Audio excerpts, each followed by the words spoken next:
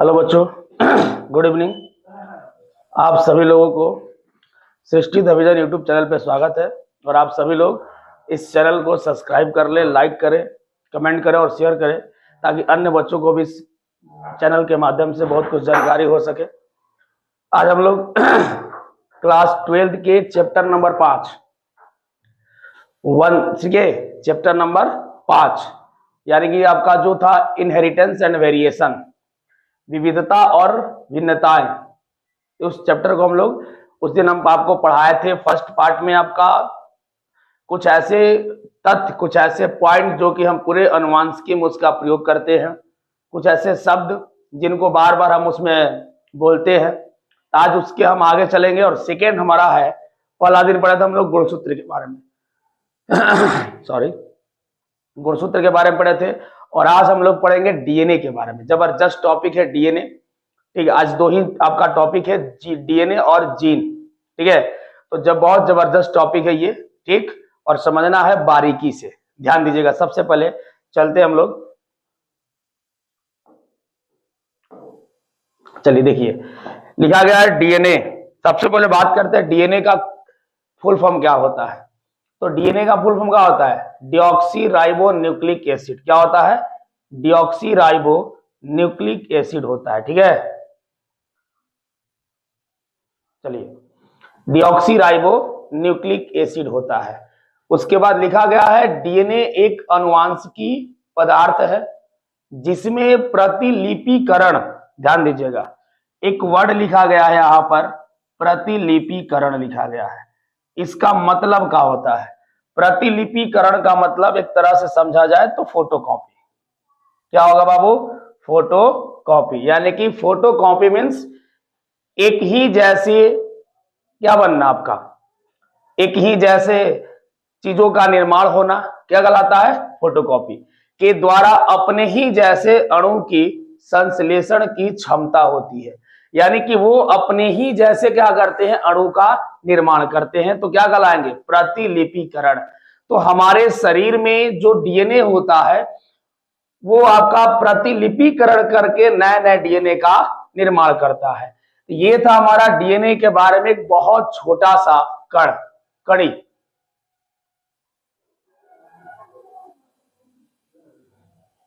चलिए, तो ये था बाबू क्या आपका डिऑक्सी राइबो न्यूक्लिक एसिड के बारे में था। और सबसे पहले हम बात करने वाले हैं किसकी? प्रतिलिपिकरण की। यानी कि सिंपली आपको बता दे कि ये हमारा एक तरह का अनुवांशिकी पदार्थ होता है। ठीक है, डीएनए क्या होता है बाबू? एक तरह का अनुवांशिकी पदार्थ है। अनुवांशिकी पदार्थ का मतलब, अनुवांशिकी पदार्थ का मतलब होता है जो एक पीढ़ी से दूसरे पीढ़ी में लक्षणों को ढोता हो। ठीक है, यानी कि एक F1 जनरेशन से F2 जनरेशन में क्या करता हो? लक्षणों को कैरी कराता हो। उसे क्या कहते हैं हम लोग? अनुवांशिकी पदार्थ कहलाता है। ठीक है, तो डीएनए हमारा जो होता है क्या आता है? अनुवांशिकी पदार्थ होता है। कोई दिक्कत? सॉरी। उसके बाद ध्यान दीजिएगा, प्रतिलिपिकरण आपको बता दिए। ठीक है, फिर से एक बार देख लीजिए इसको कि डीएनए एक अनुवांशिकी पदार्थ है जिसमें प्रतिलिपिकरण के द्वारा अपने ही जैसे अणु की संश्लेषण की क्षमता होती है। तो जो जैसा वो अणु रहता है वैसा ही वो निर्माण करता है। ठीक, तो देखते हैं प्रतिलिपिकरण क्या होता है। ध्यान दीजिएगा थोड़ा सा। चल देखिए, ये देखिए बच्चा, एकदम बारीकी से देखिए, डायग्राम आपको बोर्ड पर है। इसको भाई साहब क्या बोलते हैं हम लोग? डीएनए बोलते हैं। और ये डीएनए को हमने क्या किया है? ओपन किया है। और उसके बाद ये दोनों जो डीएनए बने हैं वो किससे बने हैं? प्रतिलिपिकरण से बने हैं। ठीक है, तो सबसे पहले आपको हम बता दें कि डीएनए में 4 गो नाइट्रोजन बेस होता है। ठीक है, यानी कि अगर हम बात करते हैं नाइट्रोजन क्षार की, किसकी बात करेंगे? नाइट्रोजन क्षार की। तो बाबू एडेनिन होता है, ग्वानिन होता है, साइटोसिन होता है और थाइमिन होता है। ये ना होता है। तो एक हो गया बच्चा क्या हमारा? एडेनिन। क्या होगा बाबू? एडेनिन। दूसरा क्या हो गया? ग्वानिन। क्या हो गया? ग्वानिन। और तीसरा हो गया साइटोसिन। और चौथा हो गया हमारा थाइमिन। बोलिए, कोई दिक्कत? तो ये 4 प्रकार के हमारे क्या है? नाइट्रोजन क्षार। और आपको बता दिए डीएनए है, ठीक है, ये किसमें है, डीएनए के नाइट्रोजन क्षार है, राइट।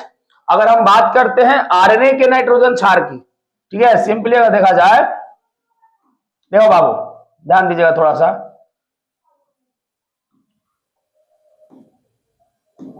एक सेकेंड, चला, अगर हम बात करते हैं सिंपली किसके, ये मान लो डीएनए है, राइट, और ये हमारा आरएनए है जिसको राइबोन्यूक्लिक एसिड बोलते हैं, और डीऑक्सी राइबोन्यूक्लिक एसिड ये वाला है। इसमें आपका एडेनिन हो गया, ग्वानिन हो गया, साइटोसिन हो गया, थाइमिन हो गया। यहां पर एडेनिन हो गया, ठीक है, उसके बाद ग्वानिन हो गया, साइटोसिन हो गया और यूरासिल हो गया। तो यहां पर बच्चा हमारा एडेनिन तो होगा ही होगा, सिंपली बात है सर, एडेनिन होगा, ग्वानिन भी होगा, ठीक है, साइटोसिन भी होगा और थाइमिन भी होगा। लेकिन यूरासिल यानी कि आरएनए में क्या होता है, थाइमिन के जगह पर क्या पाया जाता है, यूरासिल होता है। यानी कि यहां पर एडेनिन होगा, एडेनिन है, ठीक है, एक मिनट बाबू, ठीक, ये क्या है, एडेनिन है, ये आपका ग्वानिन हो गया, ठीक है, ये साइटोसिन हो गया, ये आपका यूरासिल हो गया। तो ये एक अलग है, ठीक है, क्या है, अलग है। यूरासिल क्या इसमें होता है, आरएनए में, थाइमिन किस में होता है, डीएनए में। तो ये जो दोनों चीज हम आपको दिखा रहे हैं, एक ये वाला थाइमिन का और एक हमारा यूरासिल का, ये दोनों अलग अलग होते हैं, एक आरएनए में होता है और दूसरा आपका डीएनए में होता है। बोलिए यहां तक कोई दिक्कत, किसी को परेशानी, ठीक। तो आते अपने टॉपिक पे ध्यान दीजिएगा। चलिए, तो ये हमारा जो टॉपिक है बाबू, डीएनए से हमने डीएनए को पहले देखो, ये स्टैंड हो गया, 2 स्टैंड, एक 3 स्टैंड तो 5 स्टैंड, 5 स्टैंड तो 3 स्टैंड। तो ये एक तरह का स्टैंड, स्टैंड मतलब क्या होता है, रज्जु, स्टैंड मतलब रज्जु। तो ये स्टैंड डीएनए को यहां क्या किया हमने, ओपन किया। तो जब ओपन किया तो ये 2 भागों में, यानी कि देखो ऐसे था, ऐसे डीएनए था ना, ऐसे था, इसको क्या किया, ऐसे ओपन कर दिए, खोल दिए। तो डीएनए को जब खोले तो इस तरह का बन गया। और हमेशा ध्यान दीजिएगा, एक चीज हमेशा ध्यान दीजिएगा, ठीक है, एक मिनट रुकिए, एक चीज आप लोग हमेशा ध्यान दीजिएगा कि अगर हम बात करते हैं एडेनिन की, ठीक है, एडेनिन के साथ हमेशा क्या होता है, थाइमिन होता है इसमें, और इसमें एडेनिन के साथ क्या होता है, यूरासिल होता है। और हमेशा इनके बीच में डबल बॉन्ड होता है। कौन सा बॉन्ड, डबल बॉन्ड। और अगर डीएनए में ग्वानिन की बात करें, इसमें 3 ट्रिपल हाइड्रोजन बॉन्ड किसके साथ, साइटोसिन के साथ। और आरएनए में भी ट्रिपल हाइड्रोजन बॉन्ड किसके साथ, साइटोसिन के साथ। तो 2 सिमिलर चीज हमारा है कि डीएनए में भी ग्वानिन किसके साथ अटैच है, साइटोसिन के साथ, और आरएनए में भी हमारा ग्वानिन किसके साथ अटैच है, साइटोसिन के साथ। तो वहां दोनों के दोनों ट्रिपल हाइड्रोजन बॉन्ड के साथ अटैच है। और एडेनिन जो है हमारा है डबल बॉन्ड के साथ थाइमिन के साथ अटैच है डीएनए में, और यूरासिल किसमें है, सॉरी आरएनए में क्या है, यूरासिल के साथ है। तो ये चीज कभी भूलिएगा मत आप लोग, ठीक है। चलिए ध्यान दीजिएगा, तो ये बात है बच्चा ना। तो ये हमारा ओपन किए, 2 स्टैंड बना। प्रतिलिपिकरण अभी आपको बताए हम कि प्रतिलिपिकरण का मतलब होता है फोटोकॉपी। यानी कि जब हम कभी जीरोक्स कराने जाते हैं पेज का, एक डालते हैं एक निकलता है, फिर एक टिपते हैं फिर निकलता है, यानी कि जितना चाहे हम उतना उसका प्रतिलिपिकरण कर सकते हैं। तो प्रतिलिपिकरण का मतलब होता है क्या, फोटोकॉपी। क्या होता है बाबा, फोटोकॉपी होता है। कोई दिक्कत, ध्यान दीजिएगा। तो वही हमारा एक डीएनए था, एक डीएनए से कितना बना, 2 डीएनए बने ना जी। तो एक डीएनए जब प्रतिलिपिकरण किया तो कितना डीएनए बनाया, 2 डीएनए बनाया। इस तरह से ये होता है हमारा क्या, डीएनए का प्रतिलिपिकरण। और ये जो देख रहे हो जो लिखा गया है बीच में, तो ये हमारा होता है क्या, नाइट्रोजन क्षार होता है, ठीक है। और ध्यान देना, कभी भी डीएनए ऐसे अटैच नहीं होता है, बीच में ऐसे खुला होता है, क्योंकि बीच में क्या होता है हमारा, फॉस्फेट होता है। क्या होता है, फॉस्फेट लगे होते हैं। बोलो कोई दिक्कत है यहां तक, ठीक है। तो ये जो टॉपिक था हमारा, ये जो पॉइंट था, डीएनए का प्रतिलिपिकरण था, ठीक है। चलिए नेक्स्ट देखिए, उसके बाद लिखा गया है, देखो ध्यान से, उसके बाद है कि डीएनए का खोज वाटसन और क्रिक नामक वैज्ञानिक ने किए थे। अब बताइए कि डीएनए का खोज किसने किया, वाटसन और क्रिक नामक वैज्ञानिक ने, ठीक है। यानी कि दो वैज्ञानिक थे, एक वाटसन थे, दूसरे कौन थे, क्रिक थे, जिन्होंने डीएनए का क्या किया था, खोज किया था। उसके बाद है डीएनए कोशिका के अंदर माइटोकॉन्ड्रिया और केंद्रक तथा क्लोरोप्लास्ट, यानी कि देखना ध्यान से बच्चा कि डीएनए जो होती है कितने जगह मिल रही है, 4 जगह। कहां कहां, केंद्रक में है, ठीक है, केंद्रक के पास है डीएनए, माइटोकॉन्ड्रिया के पास डीएनए है, ठीक है, क्लोरोप्लास्ट के पास डीएनए है, यानी कि इन सभी के पास क्या है, और एक लास्ट में हमारा कोशिका है, ठीक है। यानी कि कोशिका के पास, सेल के पास, सेल में प्रेजेंट है, क्लोरोप्लास्ट में प्रेजेंट है, माइटोकॉन्ड्रिया में प्रेजेंट है और डीएनए केंद्रक में है। यानी कि 4 जगह पर आपके क्या पाए जाते हैं बाबू, डीएनए पाए जाते हैं। कोई दिक्कत? इस तरह से हमें लिखा गया है यहां पर कि डीएनए जो होता है आपका कहां पाया जाता है, किस भाग में। देखो, एक तो आपका कोशिका हो गया, ठीक है, क्या होगा बाबू, एक हो गया आपका कोशिका, एक हो गया आपका माइटोकॉन्ड्रिया, एक हो गया आपका केंद्रक और एक हो गया आपका क्लोरोप्लास्ट। यानी कि 3 चीज में, 4 चीज में आपका क्या पाया जाता है, डीएनए पाया जाता है। बोले यहां तक किसी को कोई प्रॉब्लम, कोई दिक्कत, एनीबॉडी? चलिए नेक्स्ट देखिए, नोट में लिखा गया है कि डीएनए के श्रृंखला को पॉलीन्यूक्लियोटाइड कहा जाता है। सिंपल बात है कि डीएनए के श्रृंखला को क्या कहते हैं, पॉलीन्यूक्लियोटाइड। 2 चीज होता है बाबू, एक होता है पॉलीन्यूक्लियोटाइड और एक होता है पॉलीन्यूक्लियोसाइड। आपको दोनों बताएंगे डायग्राम पे कि पॉलीन्यूक्लियोटाइड कैसे बनता है और पॉलीन्यूक्लियोसाइड कैसे बनता है, ठीक है। डायग्राम बना के आपको बताएंगे ताकि कभी आप भूलिएगा मत, ठीक है।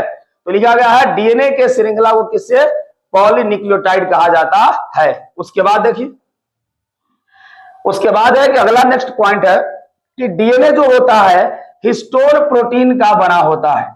तो बोलो कौन सा प्रोटीन है, हिस्टोन, ठीक है। डीएनए क्या होता है, हिस्टोन नामक प्रोटीन का बना होता है, ठीक है, ध्यान दीजिएगा तुम, ठीक है। तो डीएनए किसका बना होता है, हिस्टोन प्रोटीन का। अब ध्यान दीजिएगा, चलिए नेक्स्ट है कि डीएनए की संरचना कैसी होती है, द्विरज्जुकी। द्विरज्जुकी को अंग्रेजी में बोलते हैं डबल स्ट्रैंड, ठीक है, क्या बोलते हैं बाबू, डबल स्ट्रैंड बोलते हैं, ठीक है, ध्यान दीजिएगा थोड़ा सा। चलिए, तो द्विरज्जुकी को क्या बोलते हैं, डबल स्ट्रैंड। आप देखिए कैसे सर, ध्यान दो, देखो ये है ना, एक स्ट्रैंड आपका ये हरा वाला, एक स्ट्रैंड आपका नीला वाला, तो ये 2 स्ट्रैंड से बना है, इसीलिए इसका नाम क्या पड़ा है, द्विरज्जुकी पड़ा हुआ है, राइट। अब ध्यान दीजिएगा, चलिए, तो ये आपका है डीएनए की संरचना कैसी होती है, द्विरज्जुकी होती है। उसके बाद डीएनए क्रोमोसोम के कहां पाया जाता है, अंदर होता है। तो डीएनए जो होता है कहां पर बाबू, क्रोमोसोम के अंदर पाया जाता है। तो आपको बता देते हैं कि क्रोमोसोम क्या होता है, उस दिन भी बताए थे आपको हम, ठीक है, ध्यान दीजिएगा। तो उस दिन भी आपको बताया गया था, एक मिनट, चलिए, तो यहां देखिएगा थोड़ा सा, आपको क्रोमोसोम बनाकर दिखा रहे हैं, ठीक है, कि आपका क्रोमोसोम कैसा होता है वो भी बना देते हैं। फिर उसके बाद आपको बता देंगे क्या, वो जो भी पूछे हैं कि न्यूक्लियोसाइड और न्यूक्लियोटाइड क्या होता है, ये ना पूछे आपसे, ठीक, ध्यान दीजिएगा, ठीक। तो ये हमारा हो गया सेंट्रोमियर, जहां पर ये दोनों एक दूसरे से बंधे हुए हैं। तो ये जो होता है,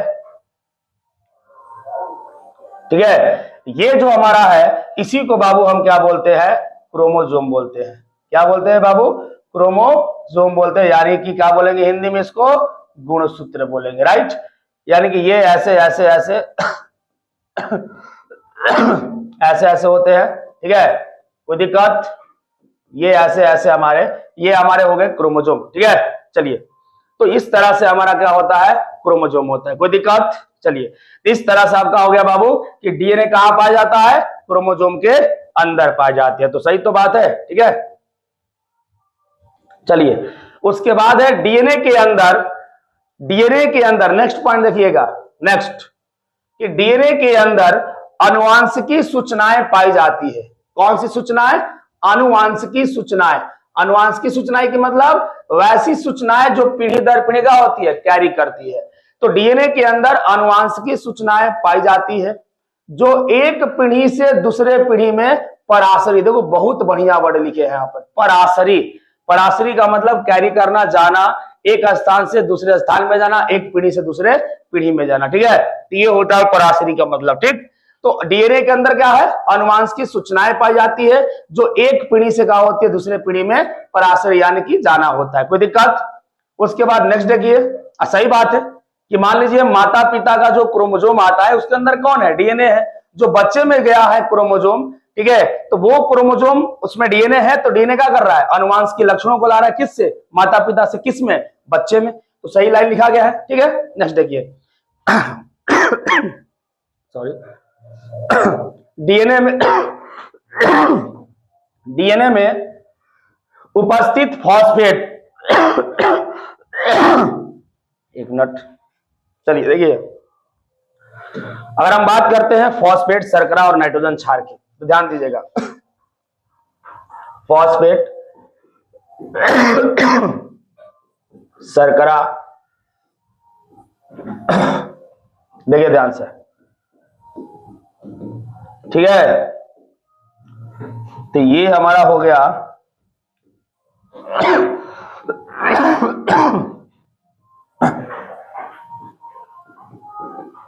चलिए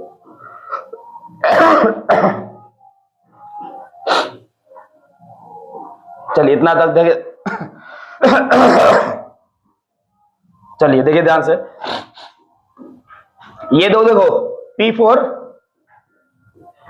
फॉस्फेट,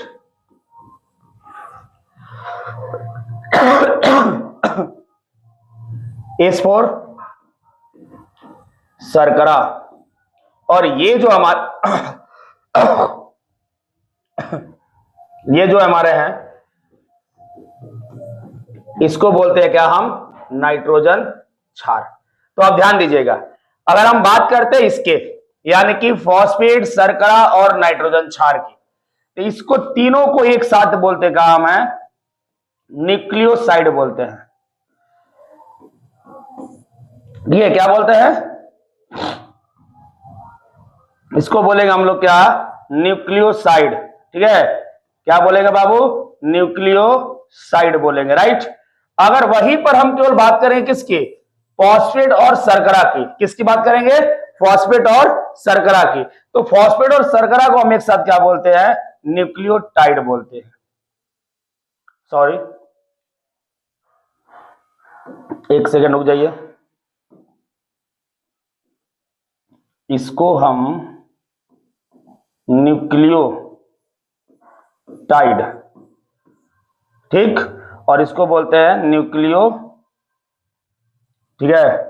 एक minute, 1 minute, 1 minute, 1 minute, nucleoside, ठीक है। यानी कि अगर मान लीजिए फॉस्फेट और शर्करा रहे तो फॉस्फेट और शर्करा को क्या बोलेंगे एक साथ, न्यूक्लियोसाइड, और फॉस्फेट, शर्करा और नाइट्रोजन क्षार रहे तो एक साथ क्या बोलेंगे, न्यूक्लियोटाइड बोलेंगे, राइट। तो ध्यान दीजिएगा, ठीक है, इस तरह से। चलो, तो ये हमारा था कि डीएनए में उपस्थित फॉस्फेट, शर्करा तथा नाइट्रोजन क्षार को क्या बोलते हैं, पॉलीन्यूक्लियोटाइड कहा जाता है, ठीक है। तीनों जब एक साथ रहेगा तो पॉलीन्यूक्लियोटाइड कहेंगे, कोई दिक्कत। उसके बाद है फॉस्फेट और शर्करा को क्या बोलते हैं, न्यूक्लियोसाइड बोलते हैं। यानी कि जब दोनों रहेगा, देखिए यहां पर ध्यान से, ठीक है, तो यानी कि तीनों को एक साथ क्या बोले, न्यूक्लियोटाइड, और ये दोनों को एक साथ क्या बोले, न्यूक्लियोसाइड, सिंपल बात है, ठीक है। तो ये बात हमारी है बाबू, ठीक है। उसके बाद कह रहा है कि डीएनए में कुल 4 नाइट्रोजन क्षार पाए जाते हैं, एडेनिन, थाइमिन, ग्वानिन और साइटोसिन। जैसे देखो यहां पर लिखे आपको है, ठीक है, आपको यहां पर बनाकर भी दिखाए हैं, ठीक। ये देखिए हमारा, एक मिनट, ठीक है, ये देखिए डीएनए में 4 प्रकार के हैं, एडेनिन है, ग्वानिन है, साइटोसिन है और थाइमिन है। ये 4 प्रकार के आपके क्या है, नाइट्रोजन क्षार है, कोई दिक्कत। चलिए नेक्स्ट देखिए, हो गया। तो ये था हमारा बाबू पॉइंट, डीएनए में कुल कितने नाइट्रोजन क्षार, 4 नाइट्रोजन क्षार होते हैं, एडेनिन, थाइमिन, ग्वानिन और साइटोसिन, कोई दिक्कत। नेक्स्ट देखते हैं पेज पर। उसके बाद कह रहा है जीन। चलिए डीएनए यहां तक था हमारा, तो डीएनए का आपको एक बार फिर से देख लीजिए, रिफ्रेश कर देते हैं, ठीक है। चलिए डीएनए को एक बार से फिर आप देख लीजिए थोड़ा सा। ये है शुरुआती फर्स्ट पेज हमारा, डीएनए के बारे में लिखा गया है। उसके बाद ये हो गया डीएनए का प्रतिलिपिकरण आपको बता दिए, ठीक है, किस प्रकार से प्रतिलिपिकरण होता है। और अभी अभी हम लोग बनाएंगे कि किस प्रकार से डीएनए बनते हैं, कौन कौन से एंजाइम आते हैं, कौन कौन से आपके कैसे कैसे होते हैं, सारा चीजें। तो अभी केवल हम तथ्य की बात कर रहे हैं, ठीक है। ये हो गया हमारा प्रतिलिपिकरण। उसके बाद ये हो गया डीएनए के कुछ बारे में, किसने खोज किया, कहाँ पाए जाते हैं, क्या कहते हैं, सारा चीज, और किस प्रोटीन से बना है वो सारा चीज आपका है। उसके बाद ये हो गया गुणसूत्र। तो गुणसूत्र के अंदर कौन हमारा है, ये 2 डीएनए पड़े हुए हैं, ठीक है। इसको बोलते हैं सेंट्रोमियर। क्या बोलते हैं बाबू, सेंट्रोमियर बोलते हैं, ठीक है। और ये जो होता है पेलिकल प्रोटीन का बना होता है। किसका बना होता है, पेलिकल प्रोटीन का बना होता है। कोई दिक्कत, ये जो आवरण देख रहे हैं आप लोग व्हाइट कलर से, ये बना होता है पेलिकल प्रोटीन से, और बीच वाले को क्या बोलते हैं, सेंट्रोमियर। और 2 डीएनए से हमारा गुणसूत्र का निर्माण होता है। कोई दिक्कत, चलिए नेक्स्ट आते हैं। उसके बाद है ये कुछ आपके पॉलीन्यूक्लियोटाइड और पॉलीन्यूक्लियोसाइड के बारे में, राइट। आइए देखिए ध्यान से। उसके बाद है डीएनए के बारे में, ठीक। अब आता है जीन। जीन क्या है सर जी, ठीक है, जीन किसे कहते हैं, ठीक। सबसे बड़ा चीज होता है जीन भैया, क्योंकि इसी में क्या होते हैं, हमारे लक्षण पड़े होते हैं जो कि पीढ़ी दर पीढ़ी जाते हैं, राइट। अब देखिएगा कि जीन डीएनए के सबसे छोटे खंड को कहा जाता है। जीन किसे कहा जाता है, डीएनए के सबसे छोटे खंड को कहा जाता है, यानी कि स्मॉलेस्ट सेगमेंट ऑफ क्या, डीएनए।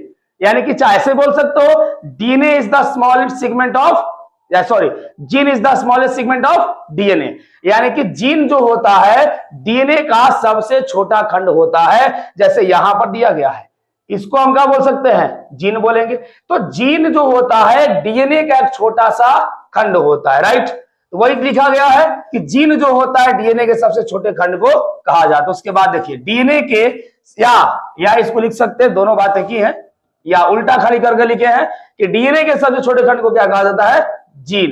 यहां लिखे जीन, डीएनए के सबसे छोटे खंड को कहा जाता है। कोई दिक्कत, चलिए ये हमारा हो गया एक डीएनए, इसके छोटे खंड को क्या बोले, जीन। और जीन में जब अनुलेखन कराते हैं, एक प्रक्रिया है जिसको हम ट्रांसक्रिप्शन बोलते हैं, तो किसका निर्माण होता है, आरएनए का। किसका, आरएनए का।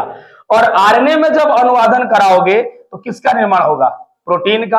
अनुवादन को क्या बोलते हैं, ट्रांसलेशन, और अनुलेखन को ट्रांसक्रिप्शन, ठीक है, ध्यान देना, अब ध्यान देना।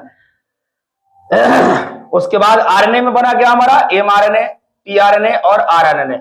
एमआरएनए मतलब मैसेंजर आरएनए, टीआरएनए मतलब ट्रांसफर आरएनए, और आरएनए मतलब राइबोसोमल आरएनए। तो ये था एक हमारा जीन का, कि जीन, अब ध्यान देना, यहीं पर लक्षण होते हैं, यहीं पर, इसी पर क्या होते हैं बाबू, लक्षण पाए जाते हैं, ठीक है, जो कि क्या होते हैं, अगले पीढ़ी में प्रदर्शित होते हैं। तो जीन सबसे इंपॉर्टेंट आपका रोल अदा करता है अनुवांशिकी में, राइट, ध्यान दीजिए।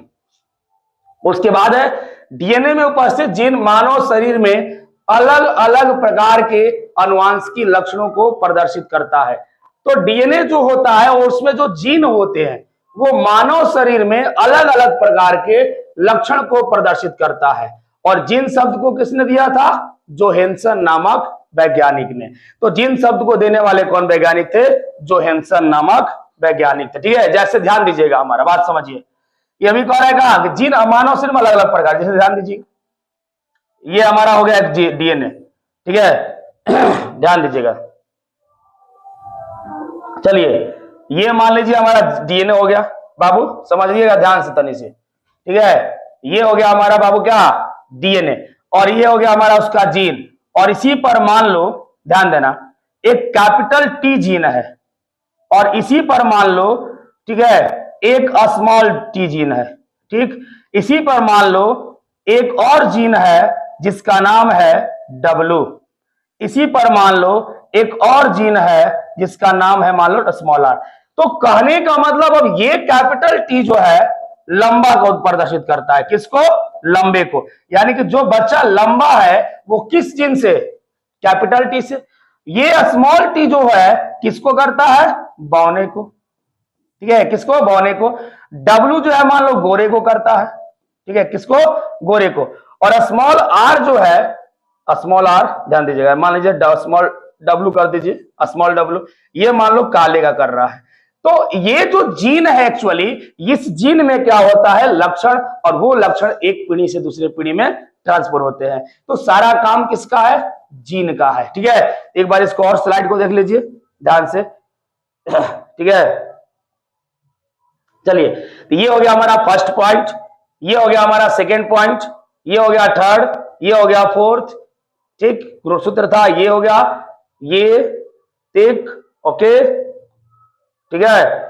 चलिए, तो इस तरह से बाबू हमने सीखा आज 2 पॉइंट, डीएनए और जीन्स को सीखा, और हम लोग नेक्स्ट वीडियो में मिलेंगे, एलील पढ़ेंगे। ठीक है, उसके बाद युग्म विकल्पी पढ़ेंगे, क्या क्या होते हैं, मल्टीपल एलील क्या क्या होता है, सारा चीज, जितने भी तथ्य बचे, जितने भी फैक्ट हमारे पास है, वो सारे फैक्ट को आपको पढ़ाया जाएगा एकदम बारीकी से। बस थोड़े थोड़े कर आपको इसलिए पढ़ाते ताकि आपको माइंड में एकदम सेटअप हो जाए। ठीक है, तो आज जो भी पढ़ाए वो समझ में आया होगा, आशा करते सबको समझ में आया होगा। ठीक है, तो कमेंट करना ना भूलिएगा कि इस वीडियो से क्या आपको रिस्पांस मिल रहा है, कैसा आपको वीडियो लग रहा है। ठीक है, हर एक चीज आपको यहां से प्रोवाइड कराया जाएगा, कोई दिक्कत तो सभी विद्यार्थियों से वैसे कि नम्र निवेदन है कि आप सभी लोग सृष्टि द विजन चैनल को सब्सक्राइब कर ले, ताकि ऐसे ऐसे वीडियो आपके तक पहुंच सके और आप हमें रिस्पांस दे सके कि क्या आपको इस वीडियो से सीख मिलता है। ठीक है, तो बहुत आशा करते हैं कि आप लोग जरूर इस चैनल को सब्सक्राइब करेंगे। सब्सक्राइब करने के साथ साथ लाइक भी कीजिए। लाइक करने के साथ साथ बहुत इंपॉर्टेंट काम आपको दे रहे हैं, क्या, कमेंट करना, ताकि हमें पता चले कि हम कैसे आपको रिस्पॉन्स दे रहे हैं, क्या हमें लग रहा है कि आपका क्या रिस्पॉन्स आ रहा है, ठीक है, मेरे प्रति। तो ये चीज आपको है। ठीक, तो मिलते हैं हम लोग नेक्स्ट वीडियो में इसी जोश में और जुनून के साथ। तब तक आपका ये Srishti the vision YouTube channel subscribe करते रहिए, करवाते रहिए, और लाइक शेयर करना ना भूले। ठीक है, तो मिलते हैं बाबू नेक्स्ट वीडियो में, तब तक के लिए धन्यवाद। इस वीडियो को देखते रहिए। ठीक है।